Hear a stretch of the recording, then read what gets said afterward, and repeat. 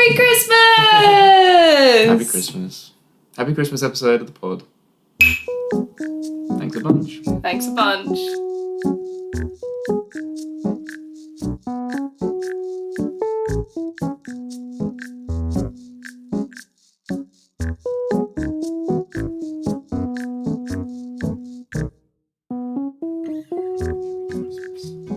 Merry Christmas. Merry Christmas. Merry Christmas. Excited for another fun-filled episode of the pod, everyone? Yeah. Yeah, I am. Yeah. Yeah, so, anyways. Should we start with lighting the advent candle? We probably should, yeah. Yeah, on this lovely Christmas episode. Christmas special.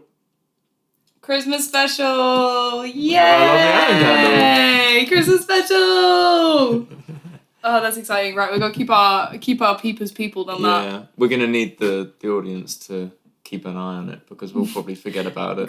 You gotta say, like, it's behind you.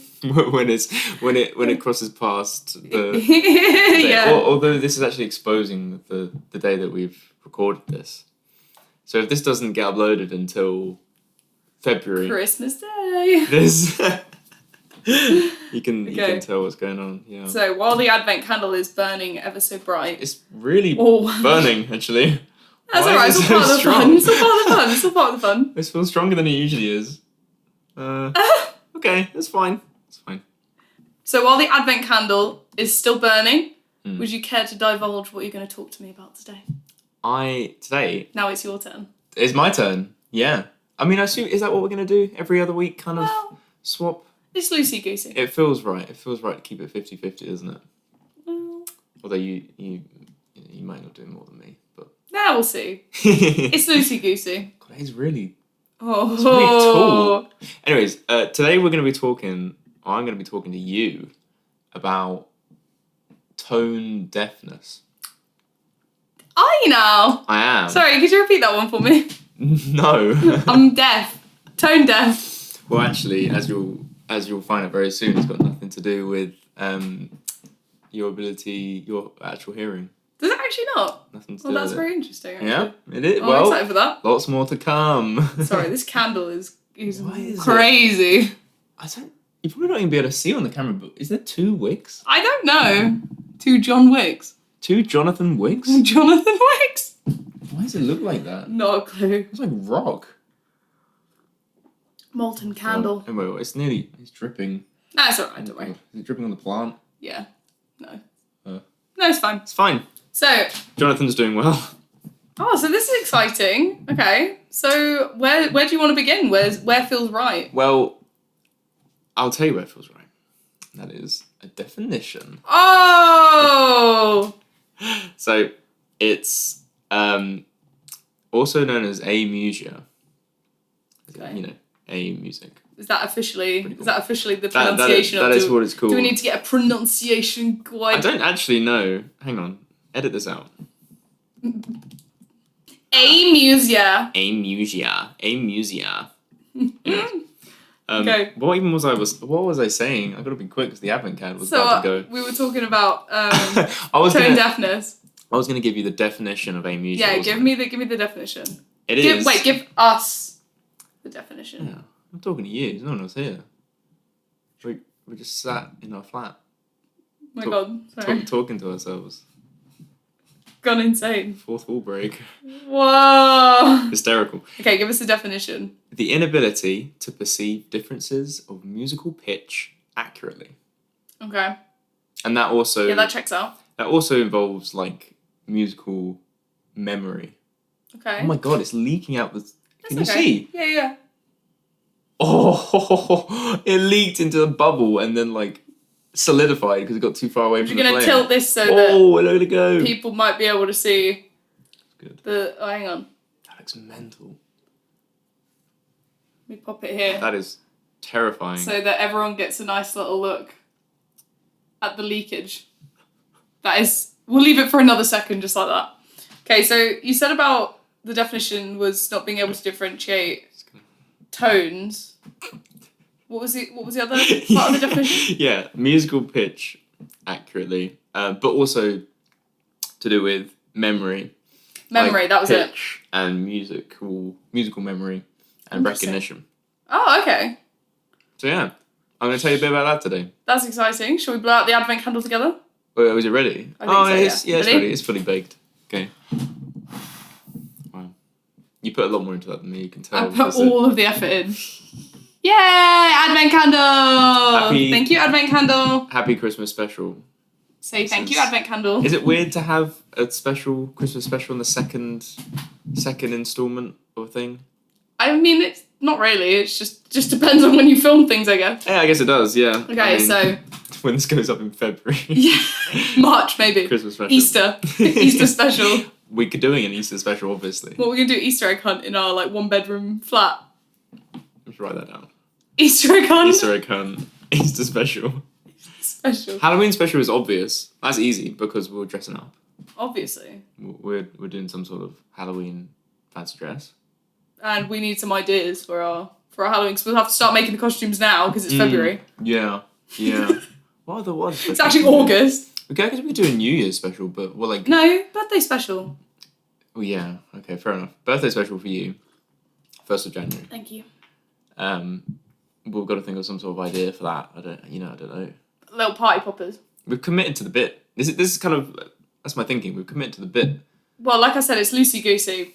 Mm. This is no commitment. The bit. We're saying all of this, and it's all a ruse. The bit could prevail, or the bit could go down in flames as quick as it. Well, we didn't go down in flames. Touch wood. Still got a few more days of that advent candle. It's getting bigger and bigger. Advent candle is, questionable. It's struggling. We should have done the 24-day Vlogmas pod special. Pod special. Every day, like the advent candle. That's what would that episode? What would the first episode be? 3 minutes where you just light the candle. A partridge in a care tree. In a care home, I thought you were gonna say. Partridge in a care home. That's the bit now. And a partridge in a care home. That was beautiful. You're clearly not tone deaf, unlike up to 4% of the population. That was a good one. So well done. Segue extraordinaire. You can be born with it. Okay. Or you can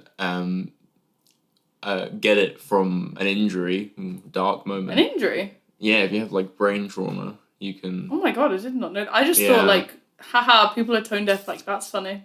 Well, seeing this is kind of what. Oh my god. This is kind of what I came into this. I was like, this could be fun to talk about because I don't know much about it. I know more about absolute pitch or perfect pitch and in the stuff like that. Have you got any stuff about that in this? Yeah. Oh, exciting! I'll tell you right now. Okay. I think to an extent, I don't actually know, but I think, what am I trying to say? It's almost like a bell curve, I think, of you have in the a massive biggest minority of being tone deaf all over here. Then you go up and you hit relative pitch, which is very broad.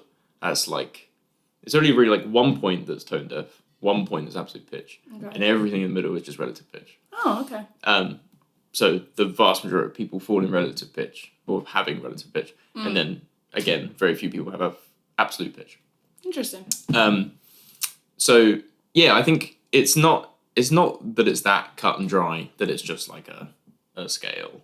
You're on a spectrum. It's not like that. You're on the spectrum. I am on the spectrum, and so are you. But let's get back to talking about tone deafness.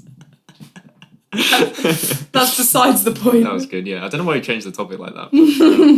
But, it's whatever. Okay, so... but that's what I'm kind of putting forward to you. That's the way I think is useful to think about it. I think that's a fair point.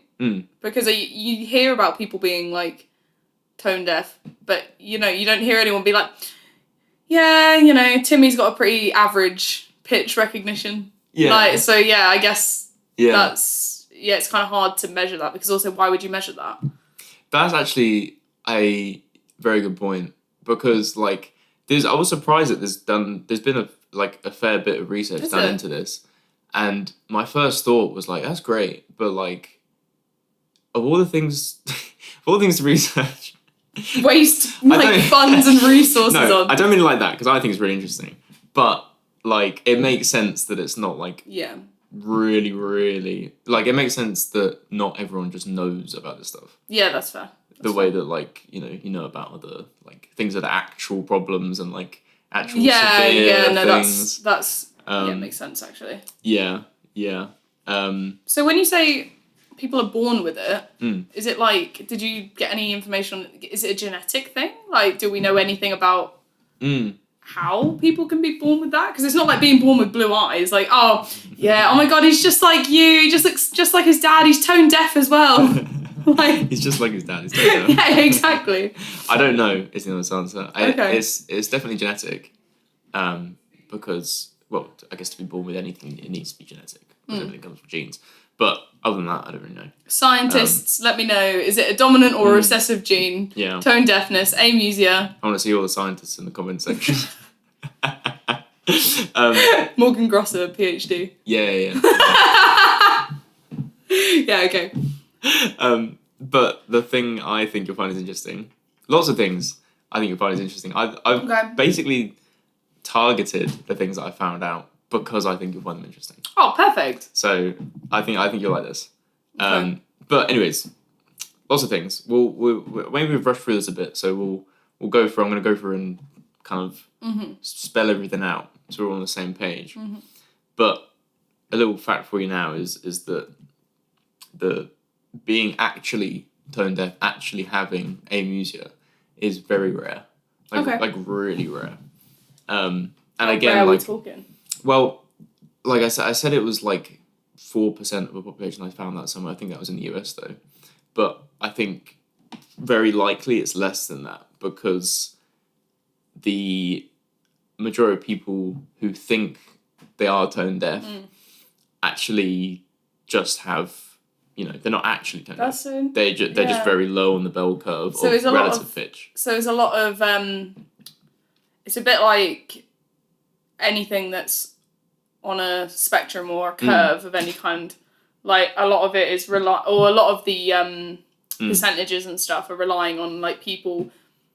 I know it's weird to talk about this in relation to tone deafness, which is kind of silly, but like, it relies on people self-diagnosing with an issue. Like, because if you're saying like, 4% of the US say that, like, or 4% of the US have amusia, like the likelihood of that must be quite low. Yeah. Either that or the US are just really bad at music. Like, that, like, comparatively. Because that seems quite a high percentage for something so, like, and I guess there is also, like, people joke about being tone deaf or, like, not being able to sing or not being able to play in it. You know what I mean? And they all kind of get bunched into. So I'm sure if you asked, like, a plethora of people, like a sample size of people, I'm sure a lot of them might say that they have got amusia, but like don't really understand what that means. Yeah. Or just straight up not have it.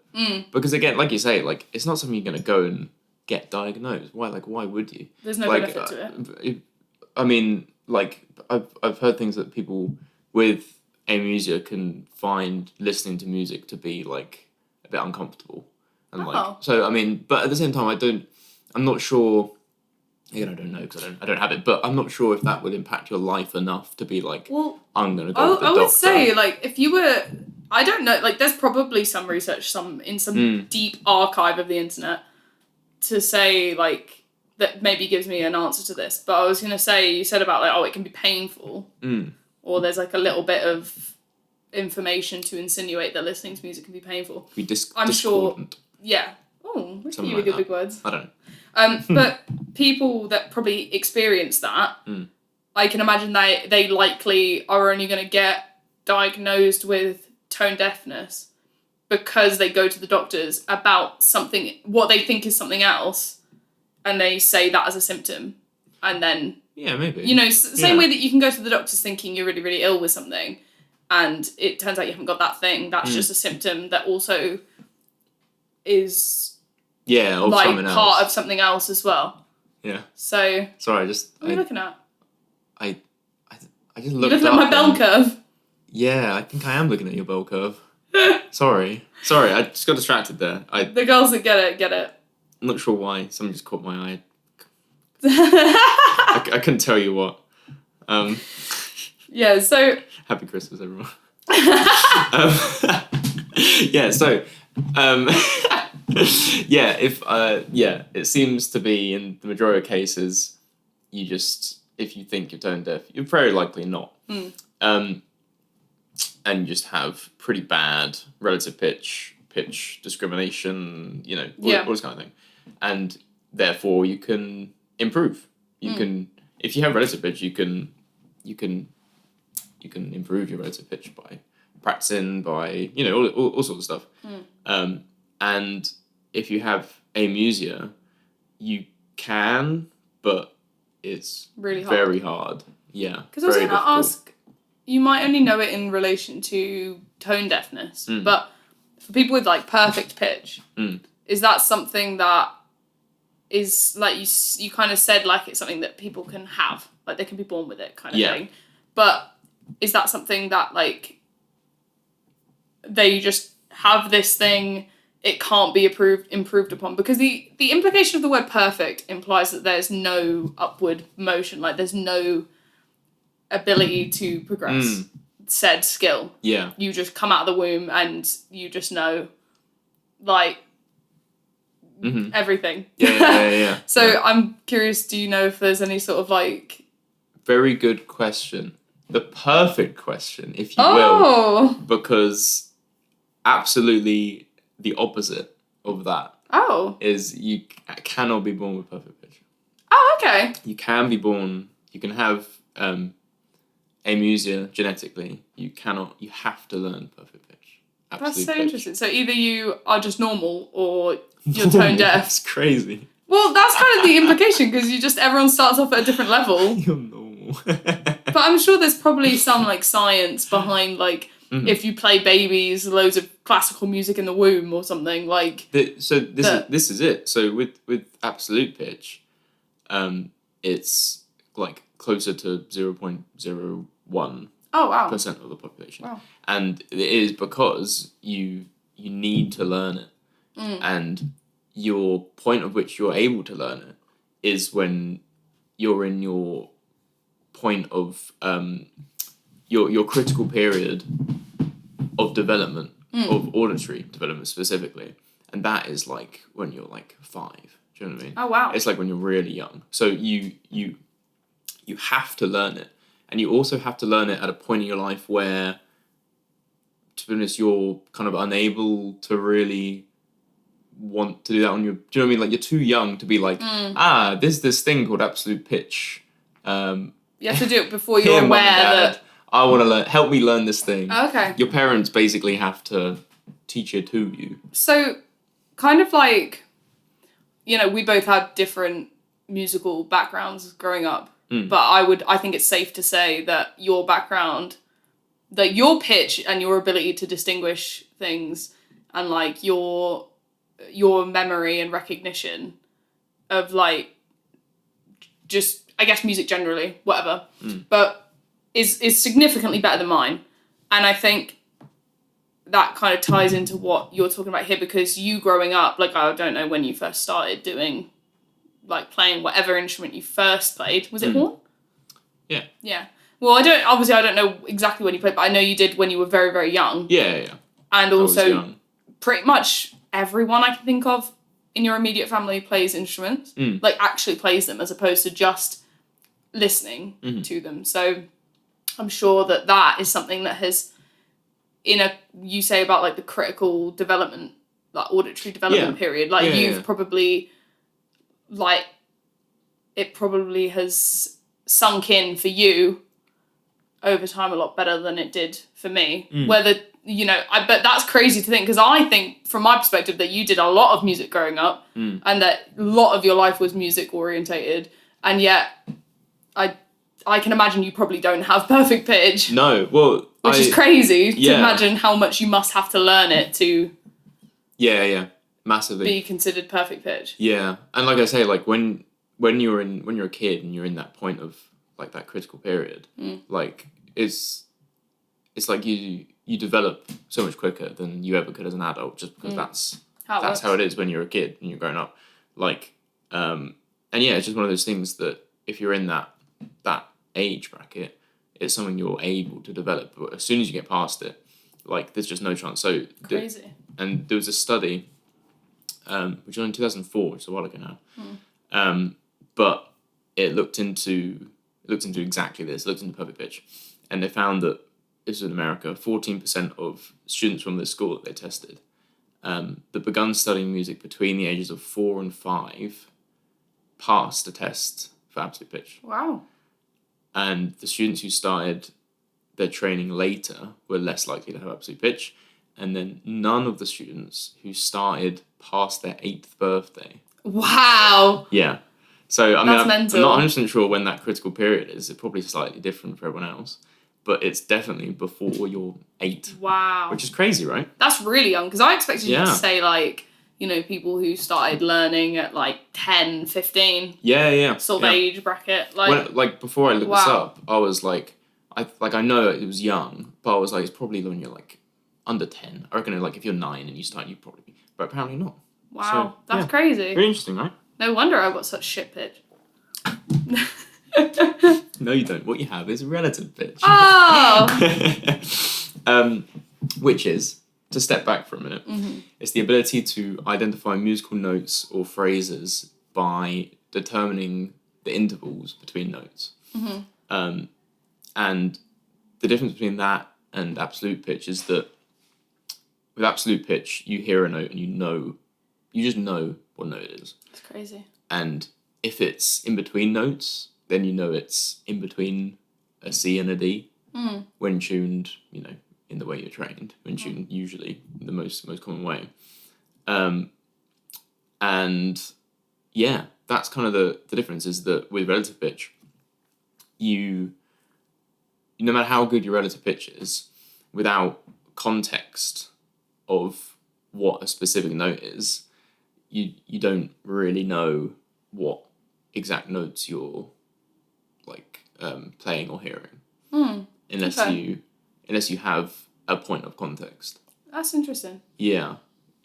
So, I guess that's like when, you know, we might have a conversation and we'll be talking about like a note of some kind. Like you might be like, oh, a C, what's a C? And like if you're just trying to think of a random C off the top of your head, like you can't just pick it out of nowhere necessarily. But if you have the context of like, this is a C and then I'm going to play you a interval below it, like you know what that's going to be because you know what that is, or what that would have to be, because there is only one answer.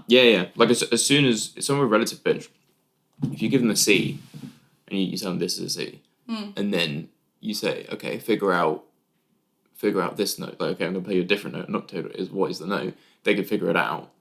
You know, like you and me could do that. It might it might take like a different amount of time or whatever, but like it's the same thing. I don't know if I can do that. Don't make me do that. But the person with absolute pitch could tell you played a C before you told them they played a C. Wow. They'd just know it's a C, and then you play the next note, and without knowing the context, they would be able to know. They wouldn't have to do the mental maths to be like, okay, that sounds like a fifth above, therefore it's a G. That is incredible. You kind of just feel it in your bones, you know what I mean? Wow, that is actually insane. You think that's insane? I'm going to play you a video. I'm going to play you a video right now, in fact. Oh my god, I'm so excited. And it looks like a magic trick for someone, if you like haven't seen this specific thing. Okay. It looks fake, it looks crazy, and especially because this example is like, this is, well, they're young, but like, they, like I was saying, they started training from a young age on like things a lot more basic, and then like worked up to get to this level. So this is Rick Beato. Do you know Rick? I'm not sure if I know the name. Amazing music guy, but this is him and his son, right? Okay. A long time since we did this. Sing A flat. A flat. What's this note? D. B flat. C. B. G. Okay, sing from the bottom up this. B, D, A, C, F, G. Good. How about from the top? top down. This is a tricky one here. E, C, A, F, C sharp, A sharp, F sharp, D. That is phenomenal. What's the name of this? Do you know what I mean? That is crazy. Like, and again, obviously, like, there's different levels of it. Someone with perfect pitch would struggle with that, I can imagine. That's, like, crazy. Wow. But obviously, they've trained it to the point of which he can just, you know. Snaps and claps. Isn't that cool? That is amazing. Yeah. Could never be me. It is amazing. And like I say, I'm sweating. doesn't it seem like a magic trick? It does, yeah. Like, it looks like And that's also, like, fake. to someone like me whose relative pitch is probably like significantly lower than like yours, but I wouldn't. Well, I would say I'm like somewhere maybe in the middle. you're in the bell curve. Whatever, yeah. Listen to that, and he's like, yeah, say this one to this one in order. I'm just like, that. You could literally just lie to me. Yeah, You could tell me that's that. I can barely even process what's happening. Like, that's crazy. Especially because the chords he played Are, like, just such sounds horrible like he chords. smashes the Yeah, piano. because with you his can't hands. really, you don't, I guess as just a regular average person, you don't listen to a chord, you hear it as a bunch of smashing notes. I guess, you know, even you, if you wanted to work out, if you weren't physically playing that chord, if you wanted to work out what all those independent notes are, you're probably going to have to take like a second to hear it over and over and over and over and over again. Yeah. Whereas he could just go, that's this. Yeah. Whereas you'd have to work it out, which is really phenomenal. Yeah. Exactly. Yeah. Because it just sounds like gibberish. Yeah. Like, it sounds like literally when you're a kid in school and you're smashing your hands on the keyboard Yeah, like in music class. Exactly. Yeah. Wow. And so relative pitch, like, obviously it's to do with the intervals between notes, but like you say, it's also to do with chords. So it's to do with, it kind of encompasses all of that. Do you know what I mean? It's intervals, chords, as well as just staying in tune. Equally, tone-deafness is also encompasses all that. It's the intervals between notes in terms of like pitch recognition, and it's also identifying melodies, identifying chords, identifying, I don't know, even just remembering like melodies. Do you know what I mean? Yeah. Like, something very simple would be difficult.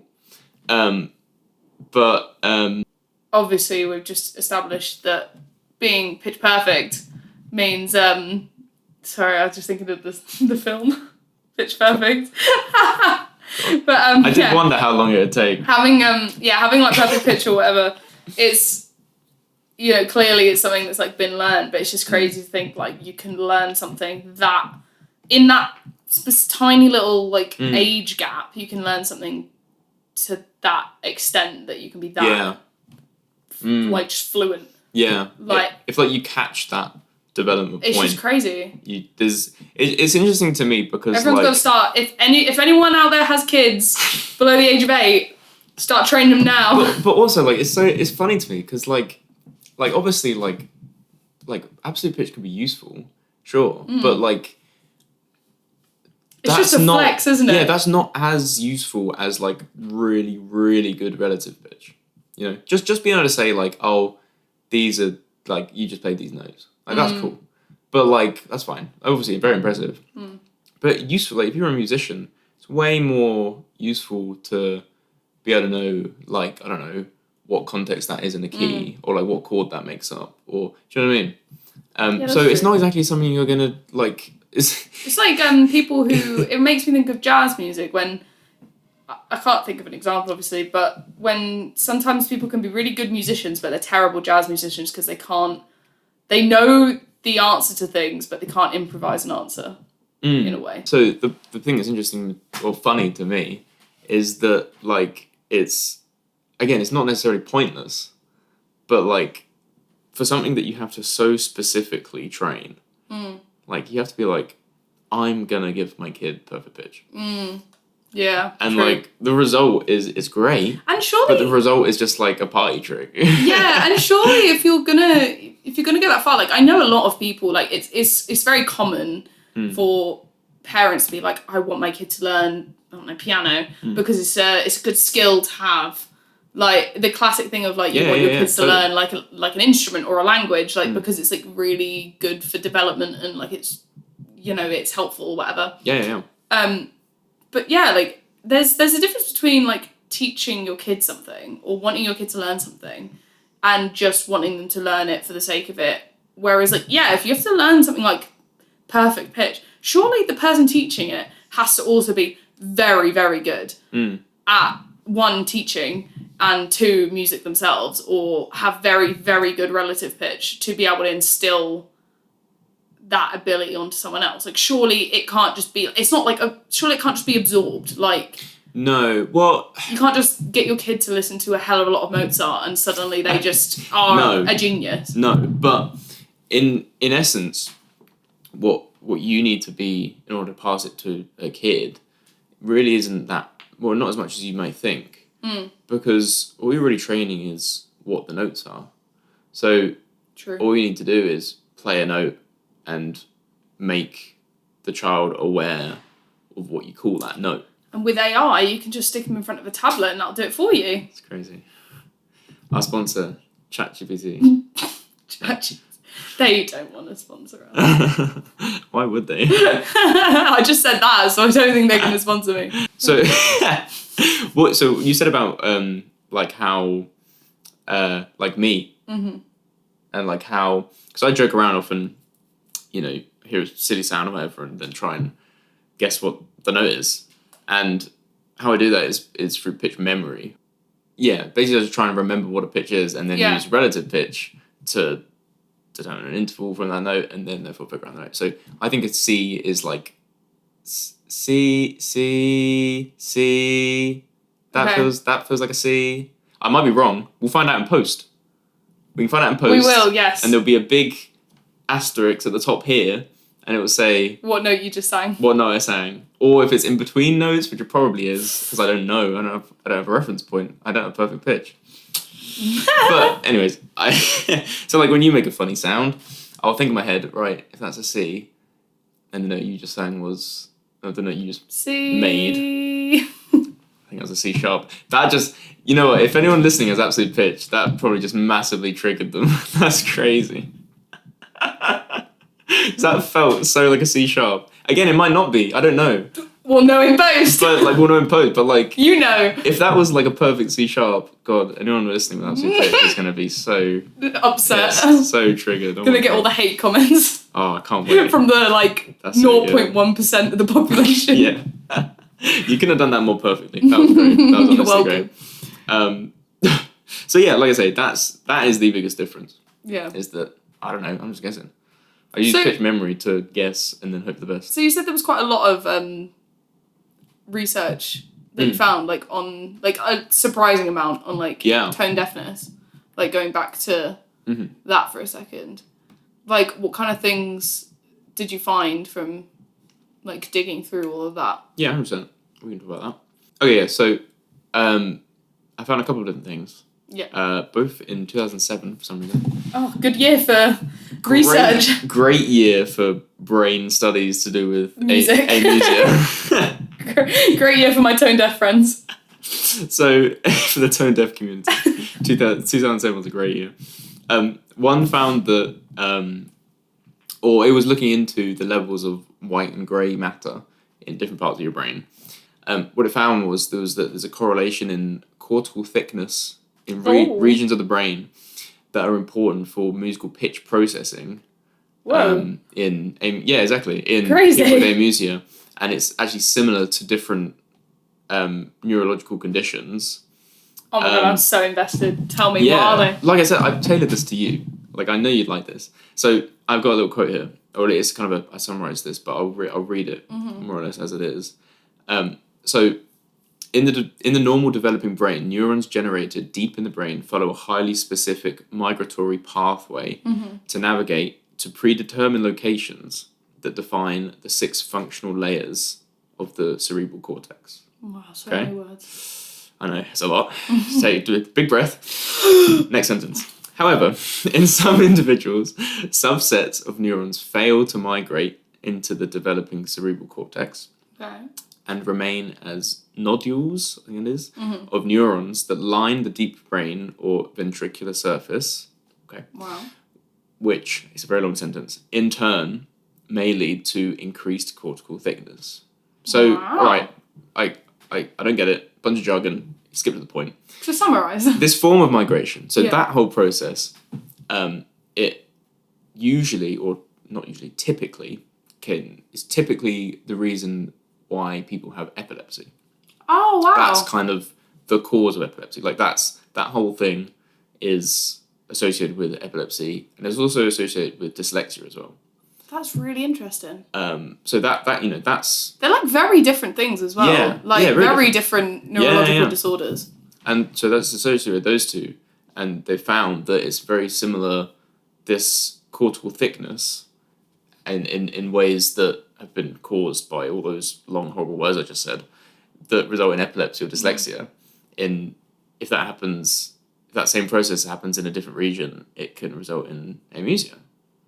Oh, So- wow. That's so cool. So like the Interesting. same like process, just in a very small different part of the brain, causes a completely different Really weird, right? thing. But it's Yeah. exactly the same process. That's crazy. It is weird. So what we learned is that all my dyslexic friends out there have got big brains. Thick brains. Yes, thick brains. Nice, thick, juicy brains. All my epilepsy In a zombie apocalypse, they're the first to go. Crazy. The Walking Dead. Again, shout out to the tone deaf community because They're gone. they're saving everyone else's lives in a zombie Thanks. apocalypse. Thanks, guys. And just again, because I think you find it interesting, a very much shorter one, but a different study, again, 2007, shout out 2007, found that amusia was associated with deficits in spatial processing. So, Oh. yeah, apparently the processing of pitch and music normally depends on the cognitive mechanisms that are used to process spatial representations in other mediums. The brain is miraculous. Brain is mental. The way the brain works is that's what crazy. I've learned that the brain is mental. Does some mental things. So, my coffee is empty. Is your coffee empty? It is also empty. It is all empty. Does that mean it's Christmas brew break? It is Christmas brew break. Would you like a Christmas tea from my Christmas advent calendar? Oh. Well, hang on. What flavours have you got? This is important. You said you had a what was it, chocolate one? Oh, yes. 1 second. Where are you going? Gonna go get it. We're filming a podcast. Right, let's see. Okay, so coming back, the options for brew break are box number 9 or box 18. Okay. Am I choosing like without knowing or? Well, you can read what's in box number 9. Actually, no. Yeah, that's more fun. I agree. No, hang on. I want to read Okay, it now. so behind my back, I am organising which one is which. Yeah. Left or right? But I don't get to choose the number. Oh. Do you know which one is which? No. Okay, we'll go for left. This one? You sure? My left. Oh. That one. You picked box Box 18, number 18. which is salted caramel, word I can't pronounce, which is gingerbread dipped in salted caramel. In a tea. Would you like to smell it? That sounds good. Ooh, yeah, that smells nice. Christmas brew break!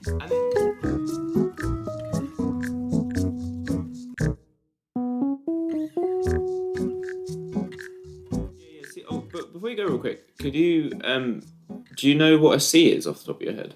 Like the note? What? Do you know, like, could you sing a C? Sing? No, sing, not play. Sing it? Yeah, just like off the top of your head. Hang on.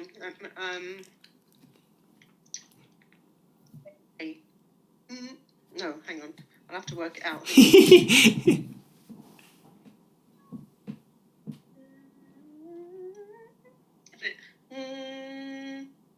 Cool. Okay. Beautiful. Lovely. Right. I don't know. We'll let you know. I was just intrigued because I was trying to remember it, and I think I got it wrong. But I wanted to know if you got the same as me. What are you up to? Wow. What a way to welcome back after the brew Look at break. that. First special guest of the pod. And she didn't even know she was a guest. Thank Oh, you. Thank that's you for the good. tea. I'm excited to try this. What was it again? Salted gingerbread. Sort of caramel Yeah. gingerbread. It kind of just tastes a bit festive, like Gingery. yeah, kind of just like a subtler ginger tea, like a black nice. tea mixed with a ginger tea. Yeah, it's quite nice. Okay. Shout out Bird and Blend. Yeah, Bird and Blend Advent Sponsor calendar. us, please. Sponsor us. Please. No, I'm kidding. Oh dear. Oh, well, I mean, where were we? What were we talking about? I can't remember now. It's your episode. You should know. So true. So true. I did actually want to tell you, because we were talking about, obviously, tone-deafness, absolute pitch, relative pitch. I wanted you could have said tone-deafness, perfect pitch, and everywhere in between. And everyone... No, that's too much. That's too good. That's too good. But yeah. It's too full on. It's too presentery. I wanted to speak to you Yeah. about language. Language? Language. Oh, how Because- does this tie in? Well, you'll find out very soon. But as much as I know about you, you quite like languages. You find them interesting. I love a language. You love a language. You think language is interesting. You think learning languages is cool. Yeah, I do. You know, all this kind of thing. Yeah. 1 point to you. Thank you. Well, this is why I wanted to tell you about why or how this potentially ties into language. Oh, okay. I don't know if you know this. Do you know about how pitch is used in different languages?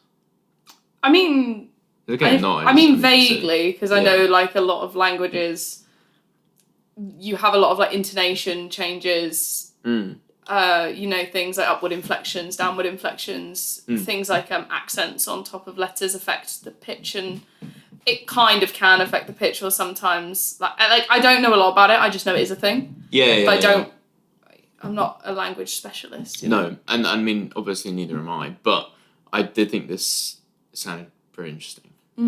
So again, probably a very kind of broad summary, but there seems to be two kind of teams of languages that use pitch. So tonal languages, where pitch is applied to each syllable. Oh yeah, of course. I don't even know why I didn't think about that. What do you mean? Because I was just thinking when you said tonal languages, I was like, oh yeah, of course, because like a lot of character-based languages, like I know Chinese is like it's really, really common in Chinese. Yeah. I don't speak Chinese, but I know that like you have the line like this, the line like this, and the line like this, and they indicate whether the sound goes Yeah. See, look at me. Cool. This is why all our Chinese viewers. This is why I wanted to tell you this, because I knew cool. I knew you know a little bit about it, and I knew you'd find it interesting. So yeah, like you say, Chinese, Vietnamese as well, and Thai are both Fair enough. examples. And like you say, the specific pitch, or at the very least the direction of pitch, can change what the syllable or the word or the character means. Like the meaning can change drastically just from the direction of the pitch, like you say, up or down or flat or anything. So that's tonal languages. Yeah. The other side of that seems to be what's called pitch accent languages. Okay. Pitch accent languages. So things like Japanese, Swedish, Norwegian. Oh, they're not languages that I would initially and think of. And Turkish as well is another example. Oh. And in those types of languages, pitch is kind of it's like a feature of a word, or like something as a whole, rather than like every single syllable. Yeah. It can, and again, not all the time, but sometimes specific words or phrases can have pitch that does affect the meaning. So the kind of biggest example of that is having a syllable being higher or lower than the next one. Okay. And then that can affect. So you have one. Again, I don't have a very good example, but if you have a 2-syllable word, the way to say that word may be that the first syllable is of a higher pitch than the second, or the other way around. So it's similar to the idea of like a it like can have rising interesting. pitch, or it can have lowering pitch. That seems to be the main kind of implementation of pitch in pitch accent languages. Okay. So, yeah, and it's just kind of relative to the other syllables. But is the difference that in those sort of pitch accent languages that unlike tonal languages where you have to say the tone correctly, like the pitch has to be right for the word or sentence or phrase or whatever to make sense, or to mean what you want it to mean. Whereas in those accent-based languages, is it just kind of like it's an unconscious thing that you do? Like, does it affect, like, could I say a sentence and say it wrong tonally and it mess up the meaning, or would people get the gist of it? I think they would get the gist. So is it more a loose... I think so. It's more of a looser thing. Again, I'm not 100% sure because I don't speak these languages. But yeah, I think on the whole that is correct. Okay. And there's less kind of options for pitch within the language. Like there's less... it is usually just kind of 2 syllables where like there's a contrast between the 2 in pitch. Is it a bit like you know, in English where you have like an O sound, like if it's a singular O, like in a word, you might pronounce it differently to if there's double O. Like, you know, like how we pronounce it, TH is different to being like T and H, like separately. Like is the sound of TH. Is it kind of a similar thing, like where it's only specific like things together, like only very specific selections of syllables I can and imagine words? so. I can imagine so. Yeah. Fair enough. Again, I don't. Sorry, I'm diving too much into it because I do find languages interesting. No. Well, this is it. But no, yeah. I think. Yeah, I guess it's a good way to think about it. But just instead of the pronunciation itself, it's the pitch. Okay. That is the thing that is changing. Okay, so how does that relate to? Well, the question I had when I kind of looked into this a little bit was,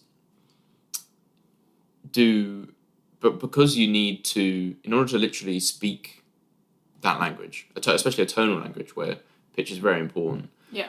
In order to even speak that language, you need to have some sort of kind of awareness, at least, of your own pitch, right? Yeah. And so I thought, does that mean that absolute pitch is more common? And equally then, does it mean that tone deafness is less common? That's really interesting. In those countries? Do you have an answer? I do have an answer. Oh my god, I'm so excited. Are you ready? Yeah. So, the first study I told you about, which was about Was it in 2007? No, it was 2004. But that one, when it was the student from that American school who did the absolute pitch test, and under the age of 8, none of them did anything.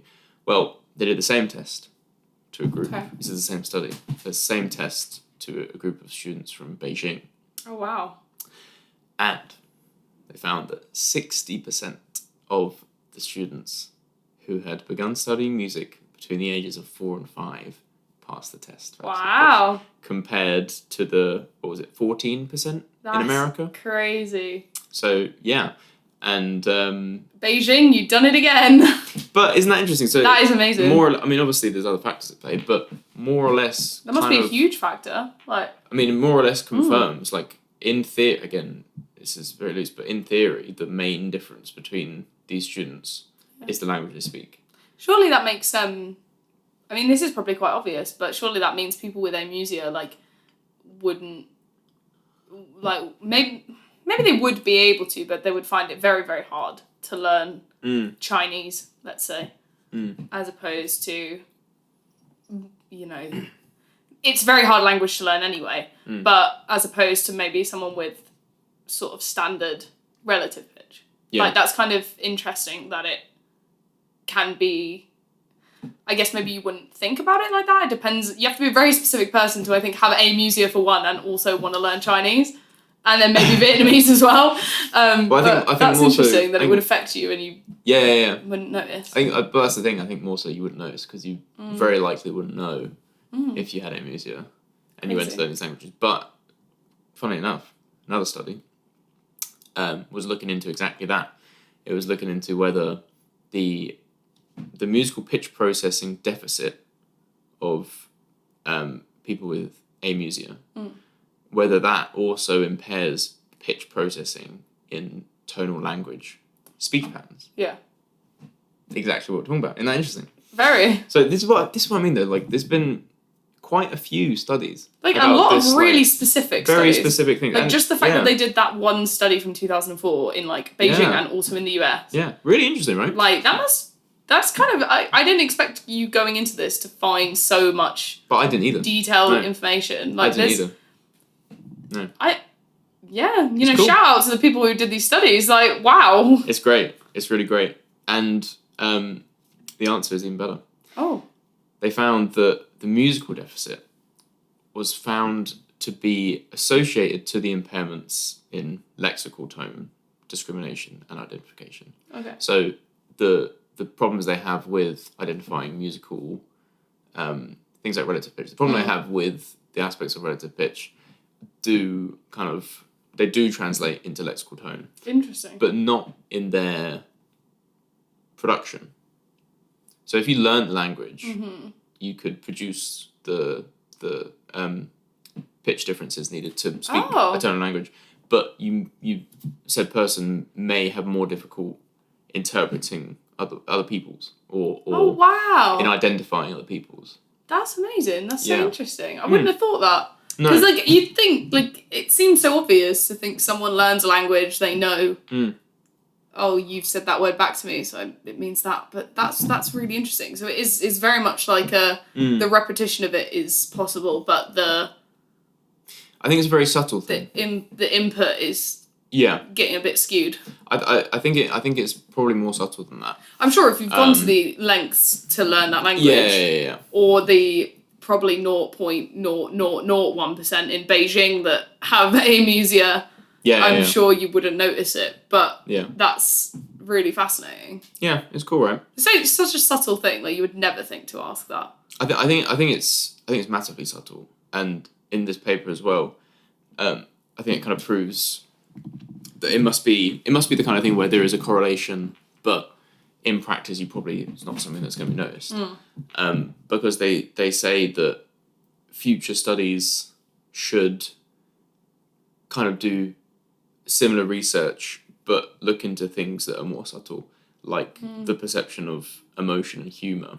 You know, like you know, things like sarcasm, like but more subtle than sarcasm, like very subtle pitch cues that you can have in your speech. Is it a bit see like if that is effective. A bit like what I mentioned earlier about upward inflections at the end of sentences when you're asking a question? Mm-hmm. Yeah. Like, is things that like the that. sort of thing that they mean? Yeah. Yeah. That's like so very interesting. subtle things like that. Wow.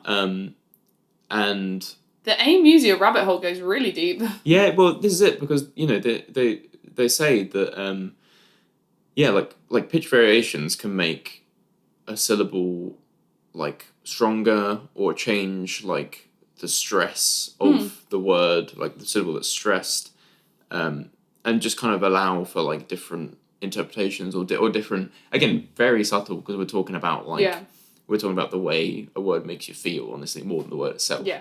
But based on the way you say it. So yeah, very subtle things. But they said that specifically that should be something that should be looked on after this study, because there could be correlation. That's crazy. Yeah. Wow, 2026 is going to be the year of more amusia. Actually, no, probably more like 2027. They love the 7. You reckon? Yeah, 2007, 2027 seems right. Yeah, it does feel right. 10 years ago. Well, but this is the thing. I mean, so this study was 2011, and I couldn't find a paper that looked into the specific things that this one. There might be. So if there is, you know, I'd want to read it because it sounds. I'd want to read it. So, but if there is, then great. But I couldn't find it. Fair enough. So yeah, it's in the works. It better be in the works. Someone, I need it now. Someone at some uni somewhere better be looking into this stuff. Someone, yeah, damn right. But it's not me. So, is there any more like wacky, bizarre papers about amusia that you have to share with me? Not that I have to share with you. Okay. But I did want to share one other thought with you. Okay. To kind of bring us to a nice close. A conclusionary thought. Yeah, if you will. If you will. We said that at the same time. I thought it was quite good. If you will. But first, I mean, I don't know. What do you think of this stuff? It is interesting, right? Yeah, it's really interesting. To be honest, I didn't think. I mean, I think we had this conversation in the last episode about the topic I was talking about. Like, I didn't expect my rabbit hole to go as deep as it Neither does. did I. But yours is crazy. Like, I feel like you're putting me to shame right now. No. Like, both. I think that's the kind of thing that both rabbit holes have gone deeper than we expected them to go when we first had the idea. I think it's literally what we said about when we came up with the thought for this pod. Yeah. Like, I guess talking it is, about yeah. things. Yeah. You know, being like, oh, isn't it funny the idea of this, and then looking into it and being like, oh my god, like people way smarter than us have done a lot of research on this thing. Like that's kind of crazy. Like Yeah, it's cool. I think that's so interesting. That that's kind of proved our point a little bit. Yeah. That there's a lot more information out there if you look for it on very, very weird, wacky, specific things. And again, like, you know, obviously everyone is free to do their own research. But just from like what we've found, both the things that we looked into for these first 2 episodes have been, like you say, it's very much a case of like more than meets the eye type thing. I really don't know about you, but I felt like when I was looking into my stuff for the last episode, like very few times did I think, oh yeah, this is gonna have loads like to go into. Like we were worried first coming up with all these ideas about like, oh, what if we don't have enough content? Like what if we start looking into it and we're wasting our time because there's not a lot of information? But like nothing to talk about. Yeah, it's really very interesting. Yeah, and I just can't believe that tone deafness is such a hot, like, you know, a hot area of study. Like, yeah, but it's crazy. Study, and also like, because like I was saying at the start, like to say just like, oh, you know, they're tone deaf, or like, I don't know, just like, I don't know, because someone can't sing or something, to be like, oh god, they're tone deaf. I know obviously when people say that, you don't genuinely mean, I think you are unable to recognise the differences in pitch. Like, I'm sorry, if you said that to me, if I sang a note wrong and you went, I think you are literally unable to recognise tonal pitches. That's a low blow. That's a hard hit. Yeah. Deep cut, if you will. That's what I mean, because like obviously it's used like it's used in that kind of joking tone, isn't it? Kind of tone, manner. But yeah, genuinely, the people who actually are tone deaf is very rare. Very, very rare. Crazy. So, yeah, pretty cool, right? If you have amusia, I'd love to have you on the pod. I would genuinely... This is I want to discuss this with someone who genuinely suffers with this. I would love... Because you see, there's like a lot going around, well, a lot that has gone around on the internet of people with perfect pitch. Like, perfect pitch is pretty widely known to be a thing. And, like, it doesn't take very much research to be like, oh, wow, you see people... I guess it's because it's a flex. People want to utilise that skill, whereas people with amusia aren't going to go around going, look how terrible my pitch is, guys. Exactly that. Yeah, exactly that. Yeah. But I would love to have a conversation with someone and what it actually feels like to... I would really love to have that. What it feels like, what... I don't know. I guess it's not like what do they hear? But it's like when you have, I don't know if you remember being a kid in school when you had your glasses and someone would be like, oh, can I wear your glasses? And they're like, whoa, this is how you see. It makes me think like that. Like, you don't know because you don't experience it. And the only way you can possibly even have an idea of what it's like is to discuss that with someone else. Like, that's speak to someone. Yeah. It's super interesting. And again, like, because it's like, it's even... like kind of deeper than the eyesight thing though, right? Because with eyesight it's like we wear glasses. What do you mean? I don't wear glasses. Oh yeah, my bad. God, a lot has changed about you this episode. I can't put my finger on it, but there's something. You seem taller. You do seem taller. You're wearing heels. No. Maybe a little bit wearing heels. Yeah, no, the like okay, fine. I wear glasses. To correct my vision so that therefore I have the same vision as someone who doesn't need glasses. Yeah. Right? Or better. Hey. But with this, like, it's... I don't know. It's like... It'd be like if your eyesight is the same, but you... Because it's a cognitive thing. Yeah. Like, it's your perception that's the only thing that's different. I guess it's the way that like people with dyslexia are using that, because that was something that we discussed earlier. Like people with dyslexia, like you can understand what dyslexia is, what it means, like academically, you can have a definition of what dyslexia is. But if you don't have dyslexia, like you don't know what it's like to look at the like words on the page and struggle to read them, or you know, I know that dyslexia is a little bit more complicated than that, but you know, it's the same thing. If something's cognitive, if you don't have that, you can only understand it from an academic perspective. And the only way you can hope to appreciate or understand it more is discussing with people who do have those like ailments or conditions. Yeah. So fascinating. You've hit a very interesting point that's reminded me of something that I'd like to put by you and see how you think about it, because I don't think you've ever heard of this. There's a thought experiment called it's called like Mary's Room, or like Mary's Room thought experiment. I don't think I've ever heard of this. Similarly, what you're saying is something you can't quite understand until you experience it for yourself, and that's something we can never experience. The Mary's Room thought experiment, I don't know the ins and outs of it, but I'll summarize it real quick. Okay. It's to do with the idea of someone's been raised, like born and raised in a room, and not had any stimulus with the outside world. It's just like a white room, and for their whole life they study everything there is to know about the color blue. You know, they tell you the frequency of its wavelengths for light to be to us the color blue, and like, you know, literally everything there is to know about color. And the thought experiment goes, the way it goes is that if Mary then leaves the room and sees the color for the first time, does she actually learn anything new? That's such a good question. It's good, right? Oh, stop it. That's a good one. It's good. It's got my brain reeling now. Yeah. I mean, it's not really what we're talking about today, but just because you said... It's a good thing to say, though. Because you said about it, I was like, I want to tell you this now. Yeah. Because it's really cool. I don't know how I don't know that. Yeah, I mean, it touches on things we're not really talking about. Like, you know, the kind of... The experiment there is about... Yeah, I don't really know. But the concept of knowledge, I guess. Yeah, and perception and all this kind of thing. Still interesting. I think it still relates to what I said about like the discussion with someone who has something that you don't. Yeah. And that you can't experience. Yeah, exactly that. Yeah. Yeah, that's really interesting. So, like, if you were to study, you could study a music you like, but only someone... Sorry, your ball was... Sorry, let me just adjust my balls. Yeah, sorry. Yeah. Continue. Yeah, my bad. I got distracted again. I don't know what's going on today. Sorry, I'm really thrown off.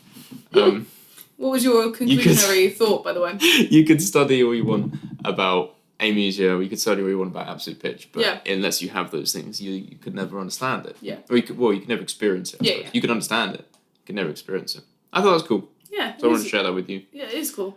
Thank you for sharing. Anytime. And on a similar note, the last thing I want to put to you is another, again, not a thought experiment really, but just a thought. Thought minus the experiment. Yeah, thought minus experiment. Again, with colour, right? Okay. You can, I hope you can look at a colour. Well done. You did that. Yes. And unless you're colourblind, you can tell me what that colour is. Yeah. Right?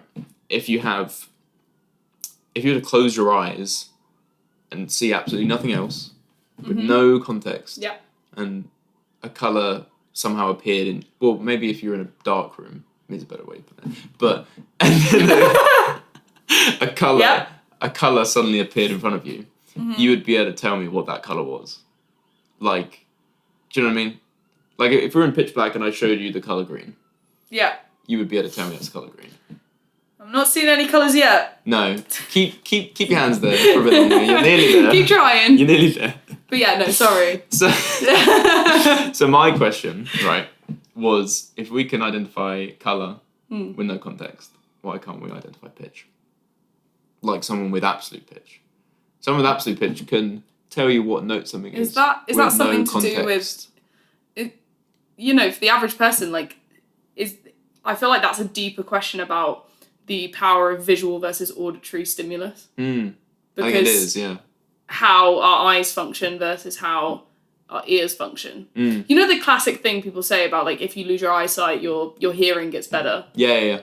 Like I'm sure there probably is some research about like the senses and the strength of senses and how they vary, but I think it's really interesting. Like stimulus changes and like your eyesight, you know, changes. Everyone knows that. I think most people know that your eyesight as you age changes. Things like hormones affect your eyesight, you know, all sorts. But, you know, we don't often think about how your hearing is, like, how it differs. Like, because it's also a question of, you know, the same way that eyes change as you age. People with perfect pitch, does their pitch become less perfect as they age? You can go out of practice. I don't know. I'm not 100% sure if you can lose perfect pitch, but I feel like you may be able to. Someone do some research and let us know. You can definitely lose it over time. Yeah. Like if you were like that video we watched of Rick Beato's son. Like if they didn't do that, you know, for like 5 years, then he wouldn't just be able to. I'm sure he wouldn't just be able to sit and do that exactly. Now that is an experiment I want to see. A kid get taught perfect pitch. Yeah. Demonstrate that they have perfect pitch, and then 5 years later try and do the exact same demonstration. Now that would be interesting. Don't know whether that is ethical. I don't know. I mean, it doesn't seem that unethical. Like no, but it wouldn't be able to control it though, would you? I mean, it's too long a period of time. No. Because in his free time, that kid has been like, see, yeah. No, but if you don't tell them that they're gonna have to do that, then they're not prepared. Oh, I don't know. Maybe that's where the unethicalness comes from. Yeah, exactly. That's exactly where the unethicalness comes from. Giving them an exam they weren't prepared for. They've been studying for 5 years, but they didn't realise. They didn't realise they were studying. No. But no, like you're saying, I think it's that whole question about colour. Yeah. I think it's exactly. Again, it's just a theory. Just a theory. But I think it's, like you say, to do with how our like visual and auditory organs have developed probably because of evolution. I think that we're going down an even deeper rabbit hole. We are going down a rabbit hole. I think it's fair to say, I think it's fair to assume that like visual stimulus is maybe not that it's more important to survival, but I think the type of visual stimulus that is like colour identification is more critical to survival than knowing what that note is. Do you know what I mean? I guess it's like bats though, isn't it? Like bats, their auditory sense is more important because of things like echolocation, because they can't see as well, because evolutionary evolution has meant that they don't need to see as well. But if their auditory senses weren't that good, like they'd be crashing into things all the time and like eating poison stuff and being attacked by predators. So they had to develop. We don't have that issue. Yeah. Because also like I know that our eyes are very different to say animals' eyes in the sense of we have like several more like the ability to see like more wavelengths of light, for example, therefore more colours, therefore more things than I think any animal, or at least most animals. Yeah. And that's something that develops over time. Like babies don't come out of the womb being able to see colours. Like their cones have to develop in their eyes for them to be able to see that. So I didn't actually know that. Yeah, they come out. They see in black and white for I don't know how long. Wow. Can't remember. Bit like animals. Like we all come out with we have to grow the cones, which is I think partially why some people become colourblind. Technically, you're not born colourblind. Okay. But it depends on how your cones in your eyes develop. And also, this is not related to auditory things, but I want to tell you my fun fact, which is that men are a lot more likely to develop colourblindness than women. Okay. I'm not sure why. I think it's something to do with the cone. I can't remember which one it is. Ears? Which one it is, but there's one of the cone receptors in your eye that is linked to like a chromosome that means that like men can often not have it or it doesn't develop properly. Yeah. Okay. I'd have to research that, but yeah, fun fact. That is interesting. I men didn't know that. genetically can be more likely to be colourblind than women. Didn't know that. So if you're a woman who's colourblind, you're very special. You're lucky. No, men are Lucky. lucky. You're rare. But It's better. anyway, You're any rare. more conclusionary thoughts before we wrap up? Not really. No, I just thought that was an interesting thing, right? Yeah, I it mean, is. Again, I think it is mostly. It's been a very interesting episode of the pod. Oh, thank you. No, it's been fun. But no, I just thought it was interesting. Like, you know, oh yeah, no, that was the other thing. Like, because we're much more common as kids to be taught. You know, you get taught the ABCs, you get taught colours. You know, that's just like a thing. Like that's something that almost every kid does. Yeah. So makes sense. But musical training, specifically the type of training that can sorry, I saw the drum move.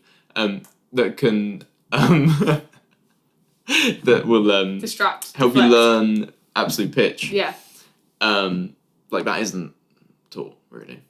I suppose it doesn't need to Like, be. I mean, basic music training. You know, you can play music with kids. You sing with kids. Yeah. You have to But you really go out of your way, like, Yeah. to learn it. I guess. You don't sing to kids and you tell them, I'm singing this note and then I'm singing this note and then what's this note? That'd be really You got it boring. right. Unless Exactly. you're, That's not common. what was it, like Maria from Sound of Music? That is, do you know what? That's the perfect song. Yeah. to teach absolute pitch. Oh, that's good. She quite literally sings the notes as she says which Well, ones there they you are. go. If you, That's you know really- what, if you're a parent out there, play your kids' Sound of Music on repeat. Doe dear. A female A dear. female dear. Well, it's been lovely So, to yeah. yap to you once again. That was good. Yep. That stayed up very well, by the way. Thank you. Just It saying. did stay up very well, and you could see my drum moving. You said, Yeah. Yeah, look at it go. is it still going? It's going crazy. Anyway, thank I you. think you've lost... I swear you had No, another there's one round here. No, but I think you had one on the other side. It's gone. I can see the hook where it was. I didn't notice that. Well, anyways. But thank you for yapping with me for another No. wonderful, delightful episode. Happy Christmas. Christmas episode! Christmas episode. It was good fun. Yeah, it was. Start the moving. Cheers. Alright. Merry Christmas. Happy Christmas.